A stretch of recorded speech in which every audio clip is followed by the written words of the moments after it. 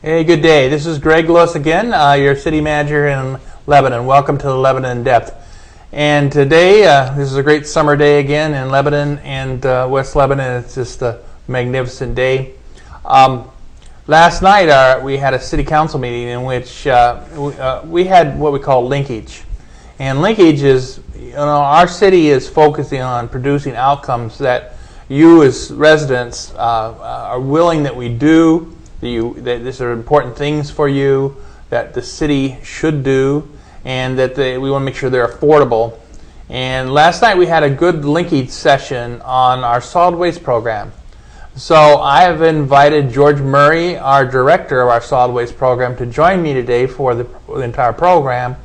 We're going to try to share with you information about what our solid waste program is here in Lebanon, and we'll also kind of share information about what's kind of the state of affairs for solid waste in our region of the country, and have some little broader look at solid waste programs. It's very fascinating, and I think we all know how important it is to have a good solid waste program, and how important it is to be aware of what we should do with the solid waste that we have to manage responsibly as individuals, as residents, and as a city. This is all part of our whole excellent planning, and make sure we do this in a way that helps secure our vitality and be able to handle solid waste.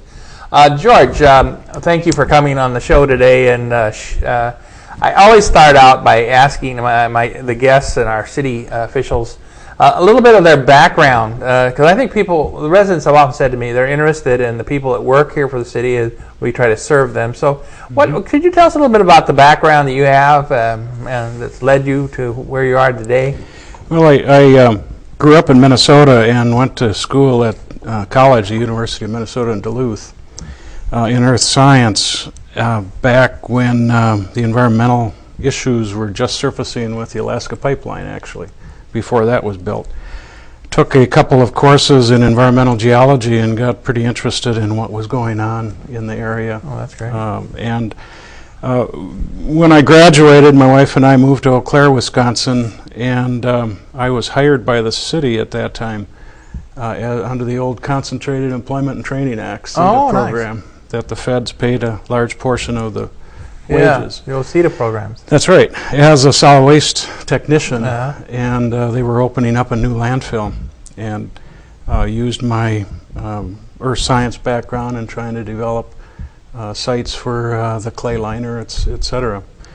Got interested in the waste business and been in it since 1977, working in city and county government, and also internationally with International City Managers Association. Oh, okay. What did you do in relation to the International City Managers Association? Back in the early 90s, they had a contract with the United States Agency of International Development for Eastern Europe. When the Soviet Union collapsed, they started providing assistance in environment, government, banking, etc. We were in Hungary. I was in Hungary for almost 40% of my time back in 2000 or 1993 and 94. So you were helping them with their solid waste programs. Correct. Or other types of programs that related like that? Yeah, back then the landfills were pretty much open burning dumps. Wow. We were trying to get them back into a more environmentally sensitive manner of operating. Well, that's great. I mean, that's a really wonderful career. You and I share our background about Minnesota because that's where I raised my family. Yes. I think I arrived in Minnesota in I guess I arrived there in 1981, and then left there in 2003 to go to New York. So I raised all my three kids there in Minnesota, Bemidji, Minnesota, which is not so far from Duluth, and we used to go to Duluth quite a bit. There was a lot of activities that related to the local governments I worked for that would end up in Duluth. It was always fun to go to Duluth, and they had the big conference center, the convention center. You go out on the lake, and and they used to have the marathon. They had the big marathon there at Duluth, and the wind would come in pretty strong into Duluth. That'd be pretty chilly. It's not a place for lighthearted people. They have to be a little bit you have to deal with the cold. It is not a very warm place to be. No, it's good. It's good. And we also had a delightful time enjoying Eau Claire because my children were in show choir, and Eau Claire was a great place for show choirs, and they used to have a show choir contest where these show choirs, which were really singing and dancing high school kids, and they would present like 20 minutes of song and dance. And they would go to Eau Claire, so we'd always end up at Eau Claire every year. That was one of the places that we went. So Eau Claire is a beautiful place. So living in Duluth and then living in Eau Claire, and that's pretty cool. It's pretty cool. Yeah. Now in this area of the country, when you came in here, I think you've been on both. You've been in several different places here. In both, I know you've been on both Vermont and New Hampshire side. Correct. Probably more. I don't know. Well, I came out here in 1988, and I started a consulting company with two friends in the environmental business, and worked a lot in Vermont. At the time, they were closing the old town landfills or town dumps. Did a lot of those in Vermont and a few in New Hampshire, down in the Bennington area, New Hampshire and Antrim, and started working as a contract solid waste manager for the Windham Solid Waste District in Brattleboro. Oh, wow. I was there 2 days a week for 15 years, just contract managing that facility. Actually left there to start here in Lebanon. Yeah. So. I think both you and I are about at the same stage of our careers. It's just a lovely place to be in our careers, I think, for both of us. I mean, some people might think, well, it's really a great time because you have a lot of experience and a lot of working with people. I always think about working in a local government as the key to success is character and competency, and the character sometimes you have to develop it through experience in life and how to treat and work with people in a proper way, and the competencies with education and training and continuous learning, and things are always changing. And Lebanon is a very vibrant area, and the landfill itself is much busier than I ever expected. Got a great crew of people, and it's never lacking for things to do. They're a hard-working team you have out there. They're very hard-working in the worst of conditions. Yeah, I was out there the other day visiting with you and observing some of your team, and we were looking at some of the capital improvement projects we're considering out there. It is a place where I would think that it is challenging to work. But people were working hard. I mean, they were working effectively, and people were coming in there and receiving the service that they needed to receive. And I always feel good about that approach that we have. I think it's probably good now to begin kind of covering the goals that we're looking at in terms of our landfill operations. Sure. Part of the issues of operating a landfill, especially in this day and age, is to try and maximize the use of the existing site and the property that you have available for use as a landfill. It's very expensive and very time-consuming to permit a brand new site, and very expensive to develop a new site with the infrastructure that's needed these days. So what we're trying to do is, through the use of equipment and design and actual operation, daily operations, is to put as much waste as we can into as small an area as possible. In the business, we call it in-place density. And through the use of a new shredder that we got last September, that is grinding all the waste that we receive, the larger equipment that we have, and using some of the materials that are brought into the landfill, grinding them up and using them as what's called alternate daily cover instead of soil, is producing in-place densities the last survey of 2,000 pounds a cubic yard, which is very unusual in landfills. Usually it's 1,600 to 1,800. So that's a fairly significant density to be achieving, isn't it? It is significant, and I think one of the greatest reasons is the ability to grind the material that we do have now. Could you tell us a little bit about the grinding? I was kind of fascinated, how we achieve that and how we are able to reduce the material we have, which comes in all shapes and sizes. The machine itself is when it was delivered was just a great big large green steel box essentially. Yeah. And it has conveyors on both ends, and the top opens up into a hopper. So it almost looks like a transformer from when our kids were kids. Yeah. And it has a slow-moving drum on the inside that has a bunch of teeth on, much like you see in the road grinding operations.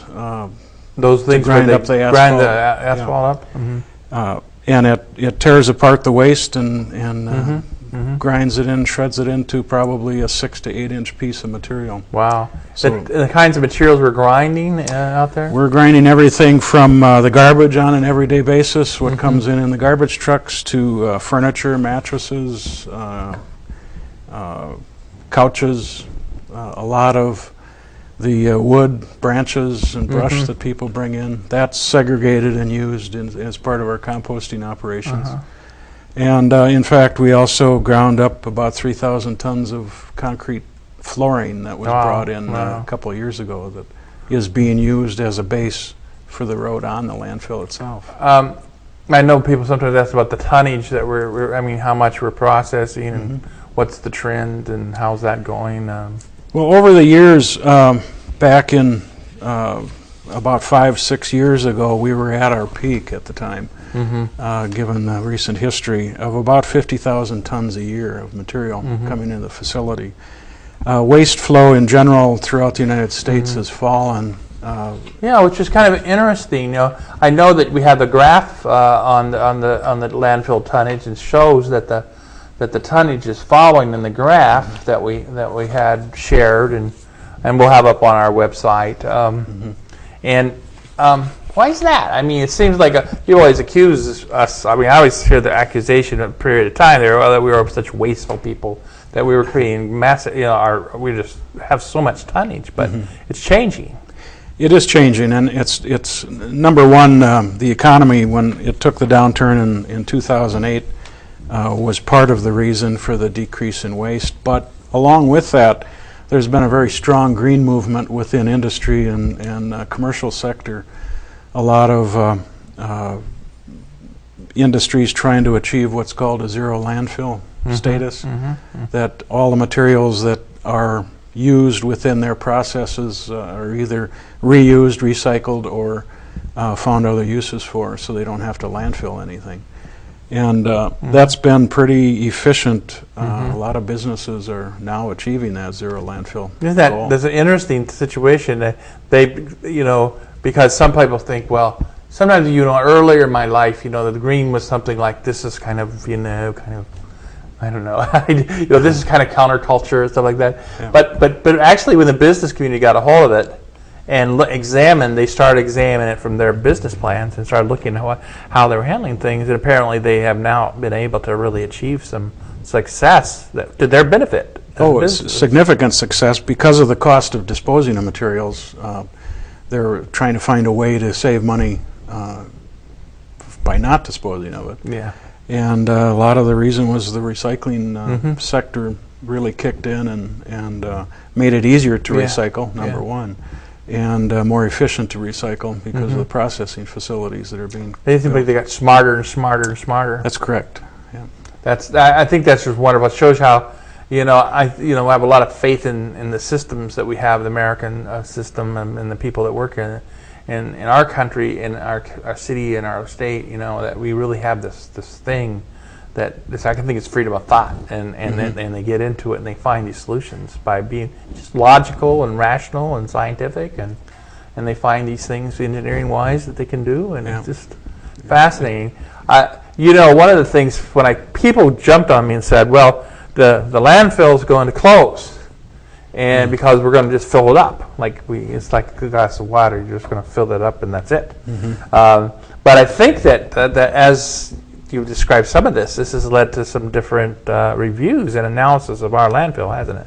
Well, it has, and just as industry responded by not throwing stuff away, the landfill industry has responded by coming up with some innovative engineering solutions to help increase the capacity at existing sites. Some of the designs that we're incorporating in our next cell that we're permitting currently is to lower the bottom elevation of the landfill so that we increase capacity there, and instead of having the contaminated water that's collected with the series of liners underneath the garbage gravity flow out, it will be pumped out much like a sump pump in a basement and treated that way. And that so that's created more space.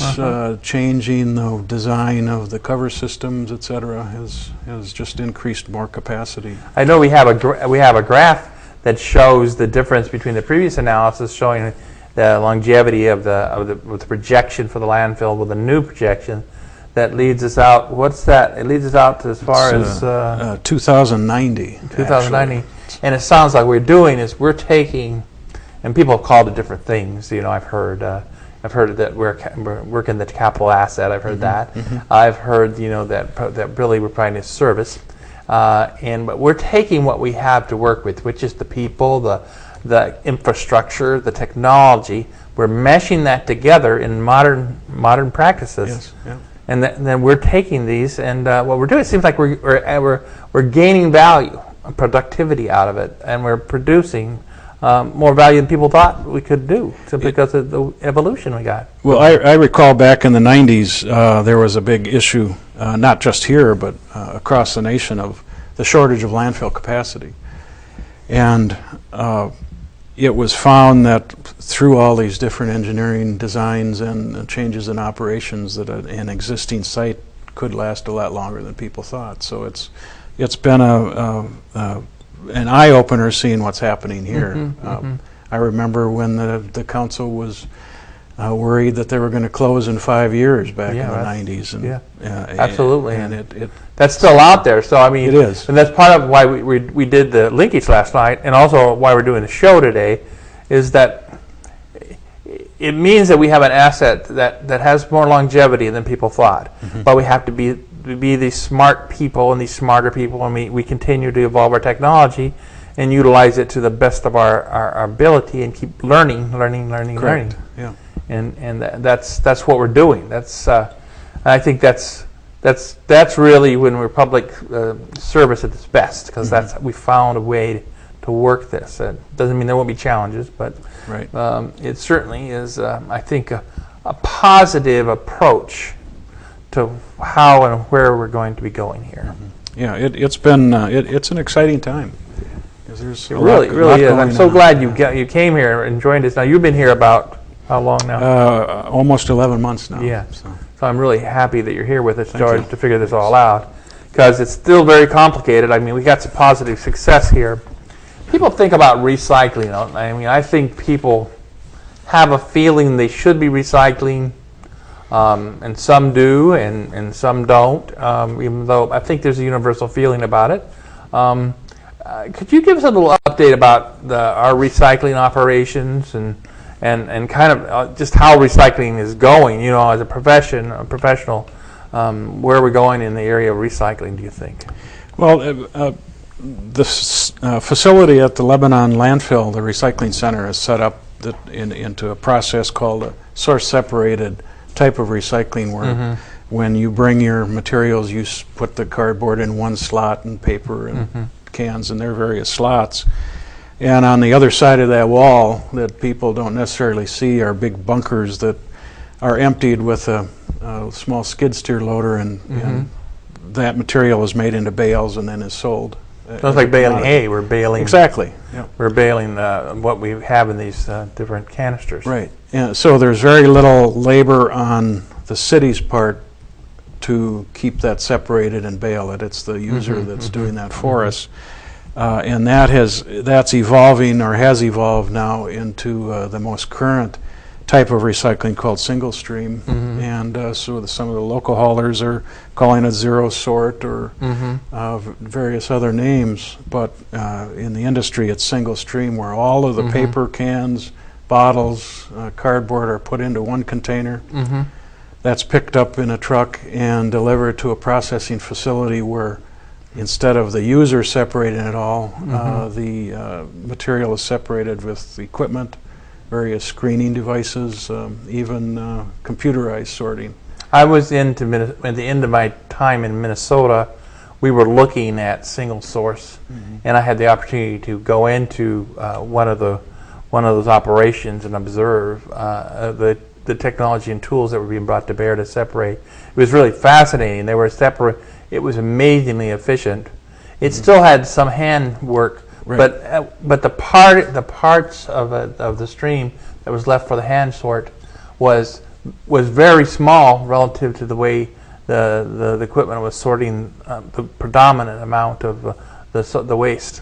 And that's an interesting thing, because people were always debating on the kind of trucks they would have to pick up. They had, because they were fairly expensive trucks. We were looking at the time about buying trucks that had, you could do multi-purpose, but it wasn't single source. And if you did the single source, it was a much cheaper truck. You can use the same truck that you pick up garbage with, and then go back around and use it to pick up the recycling. So it's really, really interesting. There is, I think, a lot of interest. I know I was approached by some other municipal leaders about getting together and visiting about the region and where the region was, and whether we should have something where at least the first step might be to share information, so everyone has the same information. And that's important, because there's, as much everybody's talking about things, sometimes things get so cluttered and there's clouds in terms of how people are seeing things. And so there's that thought going on. I think you and I will probably participate in something like that with some of the other regional people, just to share information, to make sure that people hear, and hopefully we'll put it in such a way that we can share it with the public as well as to generally. But kind of maybe we could talk a little bit from your perspective of what's going on in the region. I think there's a lot of interesting activities going on. There's changes being there are, and I think a number of people are familiar with the Greater Upper Valley Solid Waste Management District right across the river from us. In fact, it goes back to the 90s. They identified a landfill site that they actually permitted, and there's a designed landfill on that site, and that was at the time where Lebanon thought they were closing. And when that closed, then the Greater Upper Valley District landfill would come online, and it would be a nice timing of the two facilities. And as a result of what I just talked about with the innovative filling and the extended life of the Lebanon landfill, and the lesser and lesser amounts of solid waste that is available to landfill, which translates into revenue, that facility has not been financially viable to develop at this point in time. Although they're still looking at the marketplace and analyzing what they can do. They're actually, I just talked to the district manager last week, and they are advertising for assistance to determine if they could develop some other type of sustainable project over there that could work hand in hand with the landfill. So that is being looked at presently. The town of Hartford is looking at their facility, I think, going through an exercise, rightfully so. I think they might do it about every 10 or 12 years as to the recycling facility they have. And are they doing the right thing? Is it operating correctly? Are there other things that could be done to make it more efficient? So they're in the process of taking a look at that. And both of the Greater Upper Valley and the Hartford analyses, I think, will be finalized in late fall, I would suspect. So there's things kind of coming together. They're kind of running on different tracks, but it's obviously that's why we have such public interest and just concern. That's a very important outcome of figuring out how we're going to do this stuff. And so people it's good they're taking looks at what might be, what's possible, what we could live with, and what that's correct should happen. So it's been it's been a constantly evolving business, and if you don't change, sometimes you get left in the dust. Yeah, so, it's important to look ahead. I was thinking, there was one development, and I don't know if people used to talk about. There was a debate about municipalities requiring solid waste to be delivered to the municipal sites, and then there was some case law developed. There was some litigation over it, and it went one direction. But apparently, there's another development. There's more developments along those lines for some municipalities are trying to take on, like Keene. I think we were mentioning this on your presentation, taking one of those approaches that earlier I didn't think it would be possible. I didn't think it would either. And the city of Keene in October of last year instituted what's called flow control, that they are requiring anybody that picks up materials, whether it's recyclables or waste, to deliver it to their recycling center or or the waste transfer station. And it's been a success on their part, but it was mostly because of the legal challenges that Oneida Herkimer counties over in New York State. In New York, good old Herkimer. That's right. I know some of the people in Herkimer. So it was ruled that in that case that if the municipality or the governmental entity owned the facility, then they could rely do on that. Flow control. So. Interesting situation. I think there's a lot of discussion. I think the industries, looking at it from its perspective too, those who are in the business. What's the best business plan you can have today or not? That's correct. It's kind of revisiting. One of the interesting things that going on here that I think people kind of heard about was the carbon harvest project we have out at the land. Can you describe what is that really? I mean, what's going on there? The Carbon Harvest Project is a company or is a project that a company owned by the name of Carbon Harvest Energy was selected to develop at the landfill, to take all the gases that are produced from the landfill, collect them through a series of wells, pipe them into a generating facility, and produce electricity with it and waste heat. And that heat will be used to either heat facilities or, in the next phase, greenhouses, where they will use it to grow vegetables. Isn't it interesting? So we're going to have maybe a spin-off of a product out of our site. I've heard of that. I've also seen it elsewhere. But I listened to some of them present, and it's very intriguing. It is, and it's. I just heard yesterday, as a matter of fact, that the project that they're developing in Brattleboro is growing herbs now. In the hydroponic greenhouse. So that was their first one, and this will be their second facility, larger than the one in Brattleboro. So. Well, this is pretty significant, I think. I guess we can't count our chickens till they hatch, so we'll have to watch as we go. But I'm very enthused about it.